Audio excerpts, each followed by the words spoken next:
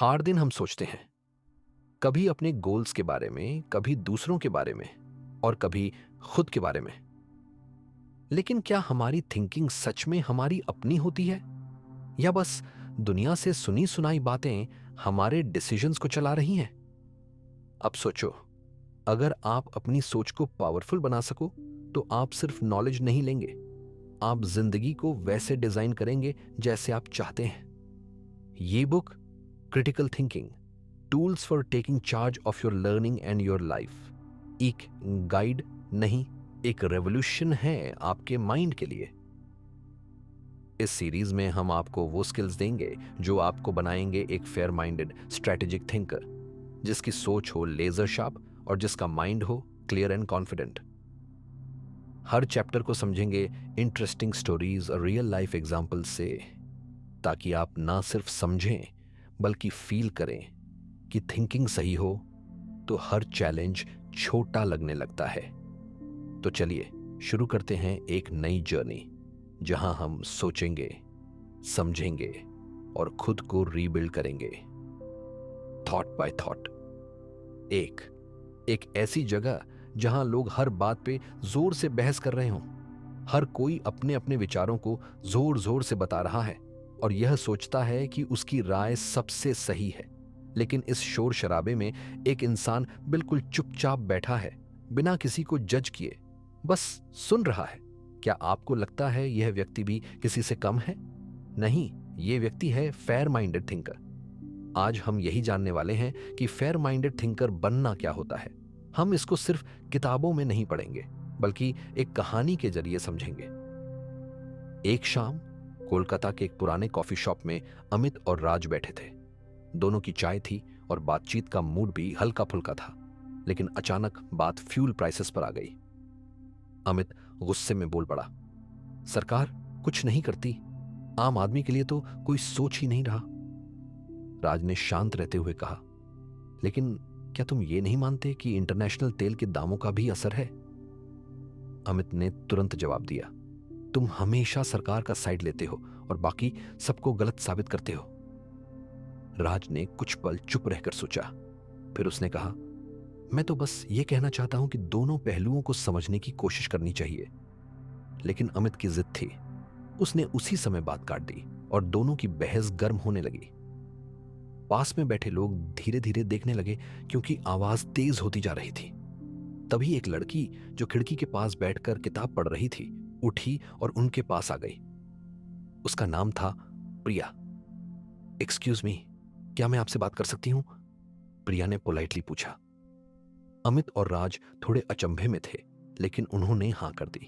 प्रिया ने मुस्कुराते हुए पूछा, आप दोनों लड़ रहे हो ये जानने के लिए कि कौन सही है या समझने के लिए? अमित ने झट से कहा, सेम थिंग है। अगर मैं सही कह रहा हूं तो इसका मतलब बाकी लोग गलत हैं। नॉट रियली, प्रिया बोली।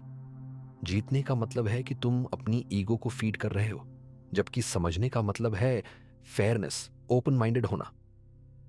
और बस यहीं से सब बदल गया।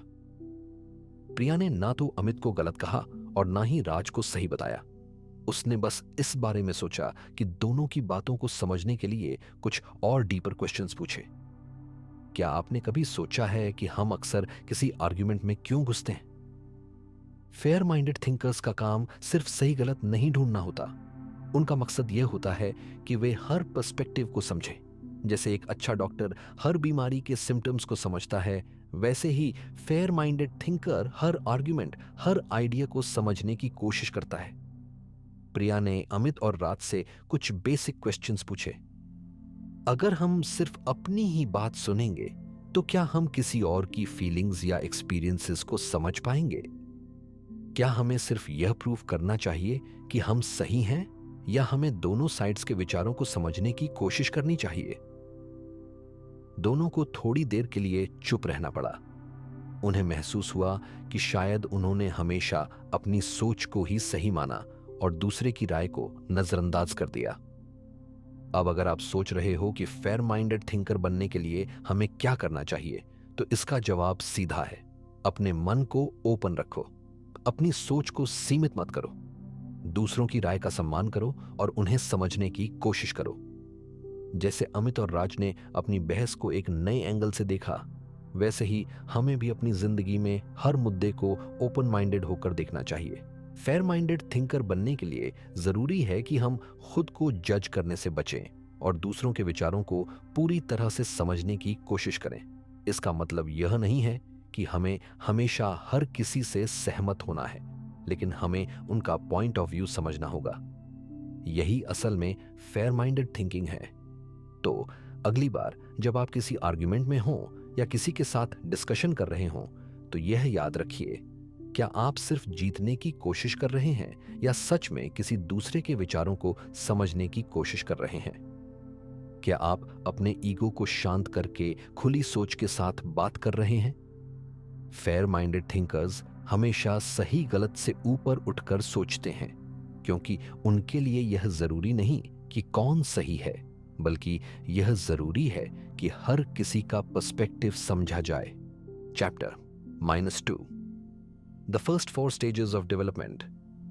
At what level of thinking would you place yourself? सोचो, एक छोटी सी गाड़ी है जो नई नई सीखने की कोशिश कर रही है। जैसे हमारे जीवन में हर इंसान अपनी सोच और फैसलों के लिए अलग अलग स्टेज से गुजर रहा होता है। हर स्टेज में हम कुछ नया सीखते हैं, अपनी सोच को विकसित करते हैं। लेकिन एक बात है जो हम सबको समझनी जरूरी है, अपनी सोच को किस स्टेज पर रखते हैं। आज हम इसी बारे में बात करेंगे और यह जानेंगे कि हर इंसान अपनी जिंदगी में किस स्टेज पर है।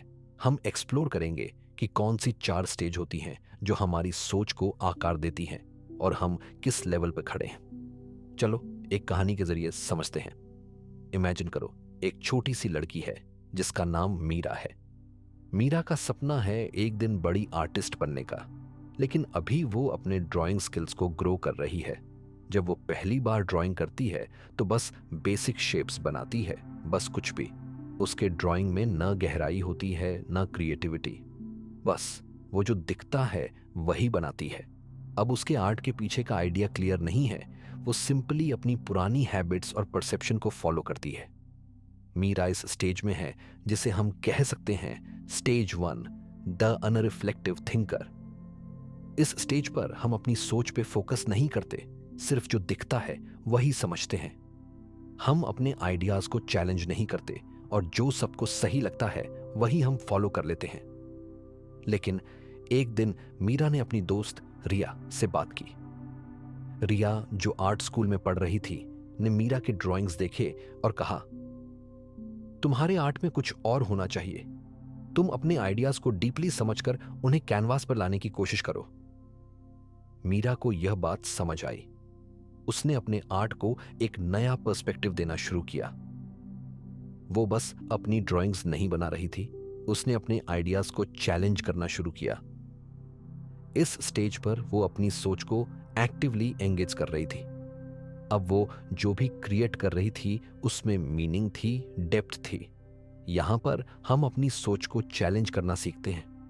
हम अपनी असम्पशन को समझते हैं और अपने आइडियाज को टेस्ट करते हैं। हमें लगता है कि अब हम थोड़ा बेहतर समझने लगे हैं, लेकिन हम फिर भी कंफ्यूज होते हैं कि सही क्या है। मीरा का ग्रोथ अब भी जारी था। एक दिन रिया ने मीरा को एक आर्ट थ्योरी की किताब दी। यह पढ़ो और अपनी सोच को और भी डेवलप करो। चैप्टर 3, 100 समझ में एक जटिल दुनिया। सोचो, हम एक ऐसी दुनिया में जी रहे हैं जहां सब कुछ बहुत जटिल हो चुका है। रोज नई चुनौतियां, नई समस्याएं, और कभी कभी ऐसा लगता है कि हम खुद को ही समझ नहीं पा रहे। क्या आपको भी कभी ऐसा लगता है कि यह दुनिया बहुत जटिल हो गई है? हर दिन हम कुछ नया सीखते हैं, लेकिन फिर भी लगता है कि हम खुद को पूरी तरह से समझ नहीं पा रहे। आज हम बात करेंगे सेल्फ अंडरस्टैंडिंग के बारे में। हम समझेंगे कि एक कॉम्प्लेक्स दुनिया में खुद को कैसे जाने और अपनी सोच को किस तरह से डीपर समझें। इमेजिन करो, एक शहर में एक लड़का है जिसका नाम दीपक है।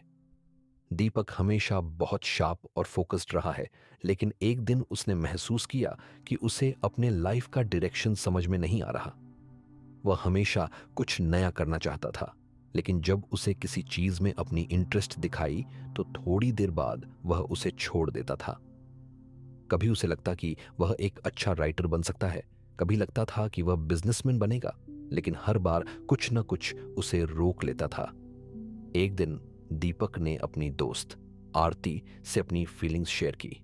आरती ने कहा, तुम सोचते क्यों नहीं कि तुम्हें किस डायरेक्शन में जाना है? तुम्हारी अंदर की थिंकिंग कैसी है? अगर तुम अपने आप को समझने की कोशिश करोगे तो तुम्हें अपना पर्पस इजीली मिल जाएगा। दीपक को यह बात समझ नहीं आई। वह सोचता रहा कि खुद को समझने का क्या मतलब हो सकता है। उसे तो लगता था कि जो कुछ भी उसे समझ आता है वही सही है। लेकिन आरती की बात ने उसे थोड़ा सोचने पर मजबूर किया। दीपक ने आरती की सलाह पर अमल करना शुरू किया। वह रोज सोचता कि उसकी अपनी फीलिंग्स और थॉट्स किस तरह से इवॉल्व हो रही हैं।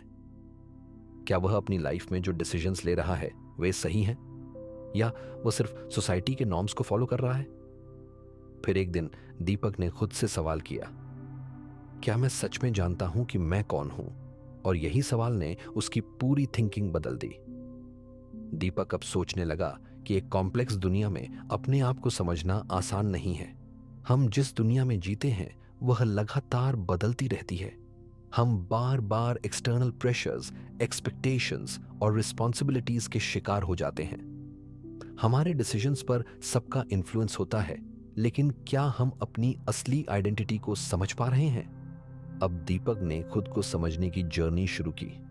एक दिन उसने अपनी डेली रूटीन को ऑब्जर्व किया और देखा कि वह अक्सर अपने कंफर्ट जोन से बाहर नहीं निकलता। वह जो कर रहा था वह बस दूसरों से मिलती जुलती हैबिट्स और डिसीजंस थे, जिनसे उसे लगता था कि यही सही है। लेकिन दीपक ने धीरे धीरे समझा कि अगर उसे अपनी लाइफ को ट्रूली समझना है तो उसे अपनी माइंड और थॉट्स को चैलेंज करना होगा। उसने सोचा कि सेल्फ अंडरस्टैंडिंग सिर्फ अपनी स्ट्रेंथ्स और वीकनेसेस को जानना नहीं है, बल्कि अपनी फीलिंग्स, थॉट्स और डिसीजन मेकिंग प्रोसेस को समझना भी जरूरी है। अब दीपक अपनी थिंकिंग को रिफ्लेक्शन और क्वेश्चनिंग की प्रोसेस में डालने लगा। जब भी वह किसी डिसीजन पर पहुंचता तो उसने अपने मोटिव्स को समझने की कोशिश की। क्या यह सच में उसका डिसीजन था, या कोई और एक्सटर्नल फैक्टर था जो उसे इन्फ्लुएंस कर रहा था? एक दिन दीपक अपनी लाइफ की सबसे बड़ी डिस्कवरी तक पहुंच गया। उसने रियलाइज किया कि सेल्फ अवेयरनेस सिर्फ अपनी हैबिट्स को समझना नहीं है, बल्कि अपनी थॉट्स और इमोशंस को डीपली ऑब्जर्व करना है। जब हम अपनी सोच को समझने लगते हैं तब हम अपनी एक्शंस को भी बेटर कंट्रोल कर सकते हैं। अब दीपक अपनी थिंकिंग को कॉन्स्टेंटली एग्जामिन करता। वह जब भी इमोशनल हो जाता तो खुद से पूछता, क्या मुझे सच में यह रिएक्शन देना चाहिए था? तो जैसे दीपक ने अपने आप को समझना शुरू किया, वैसे ही हमें भी अपनी थॉट्स और फीलिंग्स को समझने की जरूरत है। हमारी दुनिया कॉम्प्लेक्स है, लेकिन अगर हम अपने आप को समझकर अपनी डिसीजंस को क्रिटिकली एनालाइज करते हैं तो हम अपनी लाइफ को बेटर डायरेक्शन दे सकते हैं। सेल्फ अंडरस्टैंडिंग एक कंटिन्यूअस प्रोसेस है। इसका मतलब है अपनी इमोशंस को समझना, अपनी थॉट्स को चैलेंज करना और अपनी आइडेंटिटी को कॉन्स्टेंटली इवॉल्व करते रहना। जब तक हम अपने आप को नहीं समझते तब तक हम दुनिया को समझने का पूरा पोटेंशियल नहीं इस्तेमाल कर सकते। चौथी कक्षा, सोचने के हिस्से। सोचो, हम हर दिन बहुत कुछ सोचते हैं। कभी हमें लगता है कि हमारी सोच बहुत क्लियर है और कभी लगता है कि हमारे दिमाग में बहुत कुछ घूम रहा है और हम उसे सही से प्रोसेस नहीं कर पा रहे। लेकिन क्या आप जानते हैं कि हमारी थिंकिंग के कुछ स्पेसिफिक पार्ट्स होते हैं? हाँ, बिल्कुल। हम जितना सोचते हैं हमारी सोच में अलग अलग कंपोनेंट्स होते हैं जो हमें अलग अलग तरीके से इन्फ्लुएंस करते हैं। आज हम बात करेंगे द पार्ट्स ऑफ थिंकिंग के बारे में और यह समझेंगे कि हमारी सोच में क्या क्या एलिमेंट्स होते हैं जो हमारी डिसीजंस और एक्शंस को शेप करते हैं। इमेजिन करो, एक लड़की है जिसका नाम कृति है। कृति एक ऐसे परिवार से है जहां सभी लोग बड़े लॉजिकल और एनालिटिकल होते हैं। एक दिन कृति ने अपनी लाइफ में बड़े डिसीजंस लेने की सोची। उसे अपने करियर के बारे में सोचना था, क्योंकि वो बहुत कंफ्यूज थी कि क्या उसे इंजीनियरिंग करना चाहिए या फिर डिजाइन के फील्ड में जाना चाहिए। कृति ने सोचा कि उसे यह डिसीजन बहुत केयरफुली लेना चाहिए, लेकिन जब उसने अपनी सोच को एनालाइज किया तो पाया कि उसकी सोच में कई एलिमेंट्स शामिल थे। एक और सोच थी जो उसकी फैमिली की एक्सपेक्टेशंस पर बेस्ड थी, और दूसरी और सोच थी जो उसकी खुद की इंटरेस्ट्स और पैशन पर बेस्ड थी। यहां कृति को समझ में आया कि थिंकिंग सिर्फ एक सिंपल प्रोसेस नहीं है। इसमें कई पार्ट्स होते हैं जो हमारी डिसीजंस और एक्शंस को इन्फ्लुएंस करते हैं। कृति ने सोचा कि उसके दिमाग में कई तरह की कंपोनेंट्स काम कर रही हैं। उसने पहले अपने विचारों को 4 मुख्य पार्ट्स में बांटा: ओहवन, पर्पस, उद्देश्य। कृति ने यह समझा कि हर थिंकिंग का एक पर्पस होना चाहिए। वह सोच रही थी कि क्या वह अपनी लाइफ में सही दिशा में जा रही है, क्या उसका डिसीजन उसे लॉन्ग टर्म सक्सेस दिलाएगा। दूसरा सवाल, सवाल सोचने की शुरुआत सवाल से होती है। कृति ने खुद से पूछा, क्या मैं वही कर रही हूं जो मुझे सच में करना चाहिए? यह सवाल था जो उसे खुद को चैलेंज करने के लिए मजबूर कर रहा था। 3. इंफॉर्मेशन, जानकारी। कृति ने यह भी महसूस किया कि उसकी सोच में बहुत सारी जानकारी शामिल थी। उसने जो भी सोर्सेस से जानकारी ली थी वह उसकी थिंकिंग को प्रभावित कर रही थी। क्या यह जानकारी सही थी? क्या इसे वेरीफाई किया गया था? चौथी, इंटरप्रिटेशन एंड इन्फ्रेंस, व्याख्या और निष्कर्ष। कृति ने जो जानकारी एकत्र की थी उसे उसने अपनी पर्सनल एक्सपीरियंसेस और फैमिली एक्सपेक्टेशंस के लेंस से देखा। यह उसकी इंटरप्रिटेशन और इन्फ्रेंस को शेप कर रहा था। अब कृति को यह एहसास हुआ कि उसकी थिंकिंग में एक और इंपॉर्टेंट फैक्टर था, बायस। जैसा कि हम सब जानते हैं, हमारी थिंकिंग कई बार बायसेस से प्रभावित होती है। कृति ने महसूस किया कि उसकी सोच में एक कॉन्फर्मेशन बायस था। उसे बस वही फैक्ट्स और इंफॉर्मेशन नजर आ रही थी जो उसकी एग्जिस्टिंग बिलीफ्स को सपोर्ट करती थी। उसने कभी भी अपने डिसीजंस को चैलेंज करने की कोशिश नहीं की थी। लेकिन अब कृति ने सोचा, क्या मैं अपनी थिंकिंग में किसी तरह का बायस तो नहीं ला रही? इस सवाल ने उसे अपनी सोच को और ज्यादा क्रिटिकली एनालाइज करने के लिए प्रेरित किया। एक दिन कृति ने अपनी टीचर से यह सवाल पूछा, कैसे मैं अपनी सोच को और ज्यादा लॉजिकल और अनबायस्ड बना सकती हूं? उसकी टीचर ने कहा, सोचने के बहुत से पार्ट्स होते हैं और कभी-कभी हमें यह समझना होता है कि हमारा पर्सपेक्टिव और कॉन्टेक्स्ट क्या है। टीचर ने समझाया कि जब हम किसी चीज के बारे में सोचते हैं तो हमें हमेशा उस चीज के कॉन्टेक्स्ट को समझना चाहिए। जैसे अगर कृति इंजीनियरिंग या डिजाइन के बारे में सोच रही है तो उसे यह भी सोचना चाहिए कि दोनों फील्ड्स में किस तरह के काम करने होंगे और वह किस तरह की एनवायरनमेंट में कंफर्टेबल महसूस करेगी। अब कृति ने यह समझ लिया कि सोचने के बहुत सारे पार्ट्स होते हैं और क्रिटिकल थिंकिंग में यही सब कुछ एक साथ आता है। उसे अपनी थिंकिंग को अलग अलग एंगल्स से देखना चाहिए। वह अब सोच रही थी कि उसे अपने डिसीजन मेकिंग प्रोसेस को और ज्यादा ऑर्गेनाइज तरीके से अप्रोच करना चाहिए। वह खुद से सवाल करने लगी, क्या मुझे अपनी सोच में किसी पार्ट को इग्नोर तो नहीं कर रही? क्या मैं जिस इंफॉर्मेशन को मान रही हूं वह सही है? क्या मेरी इंटरप्रिटेशन सही है या फिर मैं कुछ गलत समझ रही हूं? तो जैसे कृति ने समझा वैसे ही हमें भी अपनी थिंकिंग को एनालाइज करना चाहिए।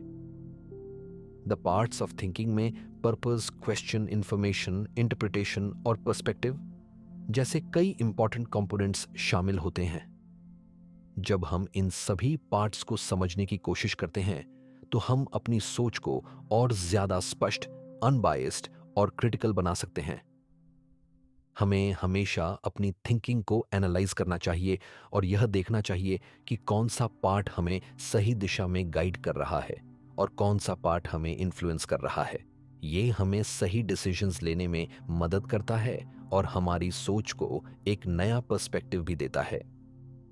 Chapter 5, standards for thinking. सोचिए, हम हर दिन किसी न किसी चीज के बारे में सोचते हैं। कभी हमें लगता है कि हमारी सोच सही है और कभी हमें लगता है कि शायद हमें और बेहतर सोचने की ज़रूरत है। क्या आपने कभी सोचा है कि सोचने के लिए कुछ स्टैंडर्ड्स होने चाहिए, यानी ऐसी कुछ गाइडलाइंस जो हमारी थिंकिंग को सही दिशा में ले जाएं?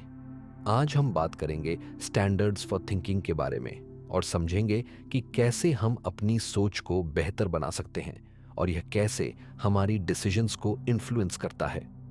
सोचिए, एक लड़का है जिसका नाम आदित्य है। आदित्य एक बहुत एम्बिशियस लड़का है। वह हमेशा अपने डिसीजंस और एक्शंस पर ध्यान देता है। एक दिन आदित्य ने सोचा, क्या मेरी थिंकिंग हमेशा सही दिशा में जा रही है? क्या मैं जो सोचता हूं वह हमेशा लॉजिकल और एथिकल होता है? आदित्य ने महसूस किया कि वह कभी भी अपनी थिंकिंग को क्रिटिकली एनालाइज नहीं करता था। वह बस जो कुछ भी उसके दिमाग में आता उसे मान लेता। लेकिन अब उसने सोचा कि उसकी सोच में स्टैंडर्ड्स होने चाहिए ताकि वह बेहतर सोच सके और सही डिसीजंस ले सके। आदित्य ने अपने टीचर से इस बारे में बात की। टीचर ने कहा, जब हम सोचते हैं तो हमारी थिंकिंग को कुछ स्टैंडर्ड्स के अकॉर्डिंग होना चाहिए। ये स्टैंडर्ड्स हमें अपनी थिंकिंग को ज्यादा लॉजिकल और इफेक्टिव बनाने में मदद करते हैं। टीचर ने आदित्य को कुछ इंपॉर्टेंट स्टैंडर्ड्स बताए। एक, क्लैरिटी, स्पष्टता। सोचने में क्लैरिटी बहुत जरूरी है। हमें अपनी सोच को साफ साफ समझना चाहिए। जब हम किसी सिचुएशन को एनालाइज करते हैं तो हमें अपने थॉट्स को क्लियर और अंडरस्टैंडेबल बनाना पड़ता है। अगर हमारी थिंकिंग क्लियर नहीं है तो हम अपने गोल्स को प्रॉपरली अचीव नहीं कर सकते। दो, एक्यूरेसी, सटीकता। सोचने के दौरान हमें सही इंफॉर्मेशन का यूज करना जरूरी है। अगर हम गलत फैक्ट्स या असम्पशंस के आधार पर सोच रहे हैं तो हमारे डिसीजंस भी गलत हो सकते हैं। 3, रेलेवेंस, संबंधिता। जो भी सोच हम डेवलप करते हैं वो हमेशा सिचुएशन से रिलेवेंट होनी चाहिए। अगर हम अपनी सोच को इररिलेवेंट इंफॉर्मेशन से भर देंगे तो हमारा फोकस टूट सकता है और डिसीजन मेकिंग प्रोसेस कॉम्प्लेक्स हो सकती है। चौथा, फेयरनेस, न्यायपूर्णता। जब हम सोचते हैं तो हमें अपनी सोच को अनबायस्ड होना चाहिए। हम अपनी पर्सनल बायसेस या प्रेजुडिसेस को अपनी थिंकिंग से दूर रखकर ही सही डिसीजंस ले सकते हैं। आदित्य ने सोचा, अगर मेरी सोच इन स्टैंडर्ड्स को फॉलो करेगी तो मैं अपने डिसीजंस को और बेहतर बना सकूंगा। वह अब अपने थॉट्स को इन स्टैंडर्ड्स के थ्रू एनालाइज करने की कोशिश कर रहा था। एक दिन आदित्य ने एक बड़ा डिसीजन लिया था। वह सोच रहा था कि क्या उसे अपनी करंट जॉब से रिजाइन कर देना चाहिए और अपने पैशन को फॉलो करना चाहिए। यह डिसीजन बहुत बड़ा था और उसे अपनी सोच को सही दिशा में गाइड करने की जरूरत थी। आदित्य ने सबसे पहले क्लैरिटी के स्टैंडर्ड को अप्लाई किया। उसने सोचा, क्या मैं सच में अपनी करंट जॉब से रिजाइन करना चाहता हूं या फिर यह एक टेम्पररी इमोशनल रिएक्शन है।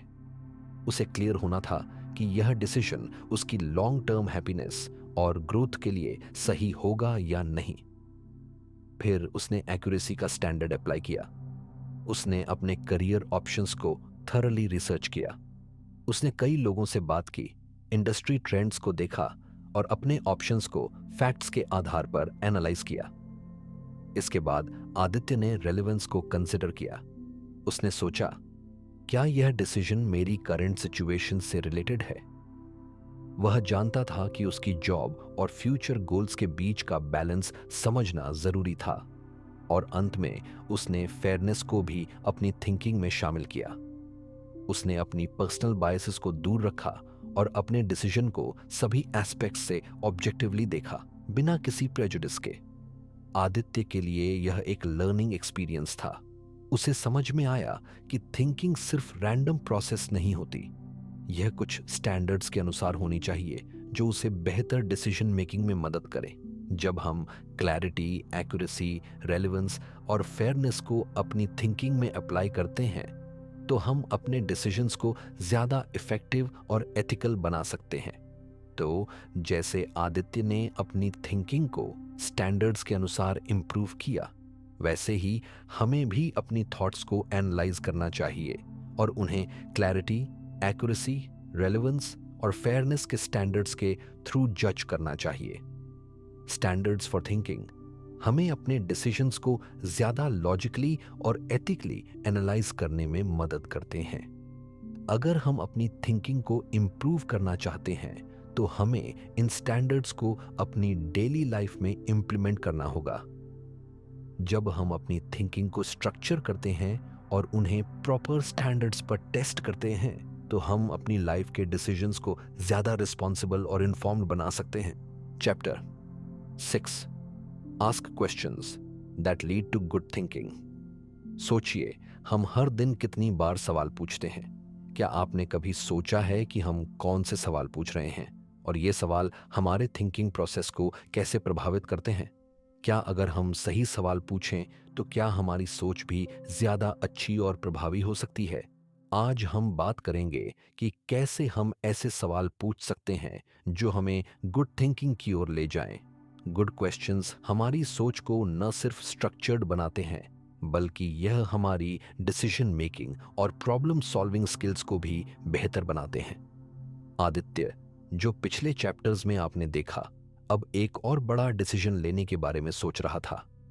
उसे एक प्रोजेक्ट पर काम करना था और यह प्रोजेक्ट उसकी करियर के लिए बहुत महत्वपूर्ण था। लेकिन आदित्य यह नहीं समझ पा रहा था कि इस प्रोजेक्ट को शुरू करने से पहले कौन से सवाल उसे खुद से पूछने चाहिए थे। आदित्य ने सोचा, क्या मैं सही सवाल पूछ रहा हूं? क्या मेरी सोच सही दिशा में जा रही है? यही वह वक्त था जब उसे समझ में आया कि अच्छे सवाल अच्छे विचारों की नींव होते हैं। वह अपने टीचर के पास गया और पूछा, कैसे मैं अपने क्वेश्चंस को स्ट्रक्चर करूं ताकि मैं सही थिंकिंग तक पहुंच सकूं? टीचर ने आदित्य को बताया, सही सवाल पूछने से तुम्हारी सोच क्लैरिफाई होती है। यह तुम्हें प्रॉब्लम्स को सही तरीके से देखे बिना हल करने में मदद करता है। अच्छा क्वेश्चन वह होता है जो तुम्हें सही आंसर तक पहुंचने में गाइड करे। टीचर ने आदित्य को कुछ की क्वेश्चंस बताए जिन्हें वह अपनी सोच को बेहतर बनाने के लिए पूछ सकता था। ये सवाल उसे अपनी थिंकिंग को न सिर्फ फोकस्ड बल्कि डीपर भी बनाने में मदद करेंगे। What is the problem I am trying to solve? मुझे कौन सी समस्या हल करनी है? सबसे पहले आपको अपने प्रॉब्लम को समझना बहुत जरूरी है। आदित्य ने पूछा, क्या मैं इस प्रोजेक्ट को स्टार्ट करने से पहले सही प्रॉब्लम डिफाइन कर रहा हूं? जब तक आप खुद से यह सवाल नहीं पूछेंगे तब तक आपको पता नहीं चलेगा कि आप किस डायरेक्शन में जा रहे हैं। What are the possible solutions? संभावित समाधान क्या हो सकते हैं? हर प्रॉब्लम के कई सॉल्यूशंस हो सकते हैं। आदित्य ने सोचा, क्या मैं उन सभी सॉल्यूशंस को एक्सप्लोर कर रहा हूं जो इस प्रॉब्लम का हल दे सकते हैं? सही सवाल पूछने से आप सभी विकल्पों को समझ पाएंगे और फिर आपको सही सॉल्यूशन चुनने में मदद मिलेगी। What are the consequences of each solution? हर समाधान के परिणाम क्या होंगे? एक बार जब आदित्य ने सॉल्यूशंस की पहचान की, उसने पूछा, क्या मैंने हर सॉल्यूशन के लॉन्ग टर्म कॉन्सिक्वेंसेस को समझा है? इस सवाल से आदित्य को यह समझने में मदद मिली कि उसे कौन सा सॉल्यूशन सबसे ज्यादा इफेक्टिव और सस्टेनेबल लगेगा। Am I being objective and fair in considering all perspectives? क्या मैं सभी दृष्टिकोणों को निष्पक्ष रूप से देख रहा हूं? आदित्य ने सोचा, क्या मैं सिर्फ अपने बायस को ध्यान में रखकर सोच रहा हूं या मैंने पूरी पिक्चर को समझने की कोशिश की है? सही सवाल यह है कि जब हम किसी प्रॉब्लम पर काम करते हैं तो हमें अपने बायसेस को अलग रखकर सोचने की जरूरत है। आदित्य ने इन सवालों को अपनी थिंकिंग में इंटीग्रेट किया और देखा कि उसकी सोच कैसे ज्यादा फोकस्ड और स्ट्रक्चर्ड हो गई। अब वह अपने प्रॉब्लम्स को और अच्छे से समझ सकता था और सही सॉल्यूशंस की ओर बढ़ रहा था। एक दिन आदित्य को एक बड़े डिसीजन के बारे में सोचना था। उसे अपने पुराने जॉब को छोड़कर एक नई अपॉर्चुनिटी एक्सेप्ट करनी चाहिए या नहीं। उसने अपने सवालों का इस्तेमाल किया। पहले उसने सोचा, क्या यह सही प्रॉब्लम है? क्या मैं इस डिसीजन के लॉन्ग टर्म इम्पैक्ट को समझ पा रहा हूं? फिर उसने पोटेंशियल सॉल्यूशंस और कॉन्सिक्वेंसेस पर विचार किया। उसने निष्पक्ष रूप से अपने ऑप्शंस का एनालिसिस किया और देखा कि इस डिसीजन के सभी एस्पेक्ट्स को ध्यान में रखते हुए कौन सा सबसे बेहतर था। अब आदित्य को समझ में आ गया था कि सोचने का तरीका सिर्फ रैंडम नहीं होना चाहिए। आपको सही क्वेश्चंस पूछने चाहिए ताकि आपकी थिंकिंग क्लियरर, डीपर और मोर इफेक्टिव हो सके। जब हम सही सवाल पूछते हैं तो हम सिर्फ अपने प्रॉब्लम को सही से नहीं समझते, बल्कि हम उस पर आधारित अच्छे डिसीजंस भी लेते हैं। तो जैसा आदित्य ने सीखा, हमें सही सवाल पूछने की आदत डालनी चाहिए। सवाल ही हमारी सोच को गाइड करते हैं। अगर हम खुद से सही सवाल पूछते हैं तो हमारी थिंकिंग फोकस्ड, क्लियर और लॉजिकल होती है। इससे हम ना सिर्फ अपनी पर्सनल लाइफ में बल्कि प्रोफेशनल लाइफ में भी बेहतर डिसीजंस ले सकते हैं। आखिरकार सही सवाल ही सही आंसर्स की दिशा में हमें ले जाते हैं। अगर हम सवालों को सही तरीके से पूछते हैं तो हम न सिर्फ अपने थॉट्स को बेटर अंडरस्टैंड करते हैं, बल्कि अपने लाइफ गोल्स की ओर भी एक सटीक दिशा में बढ़ सकते हैं। Chapter 7, master D thinking, master D content. सोचिए, हम हर दिन कितनी जानकारी लेते हैं, किताबें पढ़ते हैं, आर्टिकल्स पढ़ते हैं, वीडियोस देखते हैं और एंडलेस सोर्सेस से कंटेंट कंज्यूम करते हैं। लेकिन क्या आपने कभी सोचा है कि सिर्फ जानकारी लेना ही काफी नहीं है? असल में सबसे महत्वपूर्ण चीज यह है कि हम उस जानकारी के साथ कैसे सोचते हैं। हम इसे कैसे एनालाइज करते हैं, कैसे समझते हैं और फिर इसका यूज कैसे करते हैं। आज हम बात करेंगे कि थिंकिंग को मास्टर करना क्यों जरूरी है और कैसे जब आप अपनी सोच को सही डायरेक्शन में गाइड करते हैं तो आप कंटेंट को भी मास्टर कर सकते हैं। मास्टरिंग थिंकिंग का मतलब है कि आप सिर्फ इंफॉर्मेशन नहीं लेते, बल्कि उसे सही तरीके से समझते और अप्लाई करते हैं। आदित्य, जो हमारे पिछले चैप्टर्स में था, अब एक नई प्रॉब्लम का सामना कर रहा था। वह पढ़ाई में अच्छे मार्क्स लाना चाहता था, लेकिन उसे लगता था कि वह सिर्फ रोट लर्निंग कर रहा है। आदित्य ने सोचा, क्या मैं सिर्फ कंटेंट मेमोराइजिंग कर रहा हूं, या क्या मैं उस कंटेंट को समझ रहा हूं और उसे अपने थिंकिंग प्रोसेस में इंटीग्रेट कर पा रहा हूं? एक दिन उसने अपने टीचर से यह सवाल पूछा, कैसे मैं कंटेंट को सिर्फ याद करने की बजाय उसे समझ सकता हूं और उसे अपनी सोच में अप्लाई कर सकता हूं? टीचर ने आदित्य को बताया, तुमने सही सवाल पूछा। सिर्फ इंफॉर्मेशन को याद करना जरूरी नहीं है, तुम्हें उस इंफॉर्मेशन को अपनी थिंकिंग में अप्लाई करना आना चाहिए। टीचर ने आदित्य को समझाया कि जब हम किसी भी कंटेंट को पढ़ते हैं तो हमारी सोच ही है जो उसे समझने और एनालाइज करने में मदद करती है। टीचर ने कहा, जब तुम अपनी थिंकिंग को इंप्रूव करते हो तो तुम कंटेंट को भी मास्टर कर सकते हो। इसका मतलब है कि तुम सिर्फ फैक्ट्स नहीं सीखते, तुम उन फैक्ट्स को कॉन्टेक्स्ट में समझते हो और उस नॉलेज का यूज करते हो। टीचर ने आदित्य को बताया कि सही थिंकिंग प्रोसेस से कंटेंट को समझने का तरीका बदल जाता है। अगर हम सिर्फ सरफेस लेवल कंटेंट को पढ़ते हैं तो हम उसकी डेप्थ नहीं समझ पाते, लेकिन जब हम अपनी सोच को सही दिशा में गाइड करते हैं तो हम कंटेंट को डीपर लेवल पर समझ सकते हैं। आदित्य को अब समझ में आ गया था कि सिर्फ इंफॉर्मेशन को मेमोराइज करना ही सही तरीका नहीं है। उसने सोचा, मुझे अपनी थिंकिंग को डीपर और एनालिटिकल बनाना होगा। टीचर ने उसे कुछ टेक्निक्स दी जिनसे वह अपनी थिंकिंग को इंप्रूव कर सकता था। क्रिटिकल थिंकिंग, समीक्षात्मक सोच। आदित्य ने सोचा, क्या मैं इंफॉर्मेशन को क्रिटिकली देख पा रहा हूं? क्या मैं उसे चुनौती कर रहा हूं? क्रिटिकल थिंकिंग का मतलब है इंफॉर्मेशन को केवल एक्सेप्ट नहीं करना, बल्कि उसे समझना और उसकी वैलिडिटी को क्वेश्चन करना। अगर हम कंटेंट को क्रिटिकली एनालाइज करते हैं तो हम उस पर सोचने की एक गहरी प्रक्रिया शुरू कर सकते हैं। कॉन्टेक्सचुअल थिंकिंग, संदर्भ के आधार पर सोचना। टीचर ने कहा, जब तुम किसी कंटेंट को पढ़ते हो तो तुम उसे उसके कॉन्टेक्स्ट में समझो। आदित्य ने सोचा, क्या मैं इस कंटेंट को सिर्फ फैक्ट्स के रूप में ले रहा हूं या इसे उस टाइम, सिचुएशन और सर्कमस्टेंसेस में समझने की कोशिश कर रहा हूं? जब हम कंटेंट को कॉन्टेक्सचुअली समझते हैं तो हमें उस नॉलेज को प्रैक्टिकल लाइफ में यूज करना आसान होता है। कनेक्टिंग आइडियाज, विचारों को जोड़ना। टीचर ने कहा, कंटेंट को समझने का एक और तरीका है अलग अलग आइडियाज को जोड़ना। आदित्य ने सोचा, क्या मैं सिर्फ आइसोलेटेड इंफॉर्मेशन पढ़ रहा हूं या मैं उसे दूसरे आइडियाज से जोड़कर समझ रहा हूं? जब हम अलग अलग कॉन्सेप्ट्स और आइडियाज को कनेक्ट करते हैं तो हमारी सोच ज्यादा इंटीग्रेटेड और कॉम्प्रिहेंसिव बन जाती है। आदित्य ने इन सभी टेक्निक्स को अपनी स्टडी रूटीन में शामिल किया। उसने सिर्फ इंफॉर्मेशन को नहीं पढ़ा बल्कि उसे क्रिटिकली और कॉन्टेक्सचुअली एनालाइज किया। उसने सोचा, क्या मैं जो पढ़ रहा हूं वह मेरी जिंदगी के कॉन्टेक्स्ट में सही है? क्या मैं उस कंटेंट को अपने पर्सनल एक्सपीरियंसेस और नॉलेज के साथ कनेक्ट कर सकता हूं? अब आदित्य को महसूस हुआ कि उसे सिर्फ कंटेंट याद नहीं करना था बल्कि उस कंटेंट को अपने थिंकिंग प्रोसेस में इंटीग्रेट करना था।